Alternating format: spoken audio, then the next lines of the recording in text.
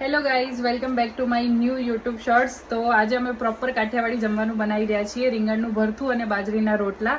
ભરથું હું બનાવી રહી છું અને રોટલા મારા બા બનાવી રહ્યા છે. તો હું ભરથાની પ્રોસેસ તમને બતાવું અને બાજરીના રોટલા પણ તમને બતાવું. એ સરસ મજાના અમે ભૂટ્ટાને છે ને તેલ લગાવીને ગેસ પર શેકવા મૂકી દીધા છે, કાપા પાડીને લસણ ભરાઈને. હવે આ શેકાઈ જાય પછી અમે લોકો અહીંયા ટામેટાને આવી રીતના શેકી લઈશું. અને જો બાર અમારો ચૂલો રેડી થઈ ગયો છે, ચલો બતાવો. સરસ મજાના ચૂલા પર બાએ બાજરીના રોટલા કર્યા છે.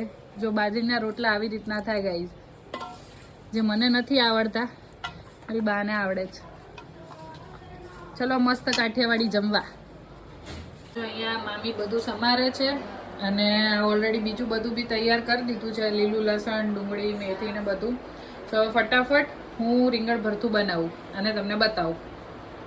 ગાઈઝ અહીંયા સરસ મજાની લીલી ડુંગળી ને લીલા લસણનો મેં વઘાર કરી દીધો છે. હવે આ રીંગણની જે આપણે ગ્રેવી બનાવી છે એ ને મેથી, આ બધું આપણે અંદર એડ કરીશું અને આપણું ફાઇનલ રીંગણ ભરથું બનાવીશું. ગાઈઝ અમારું સરસ મજાનું કાઠિયાવાડી રીંગણ ભરથું રેડી છે.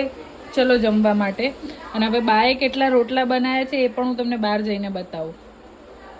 ગાઈઝ અમારા બાએ જો સરસ મજાના 7-8 રોટલા કરી દીધા છે અને હજુ બીજા રોટલાનો કાર્યક્રમ ચાલુ જ છે.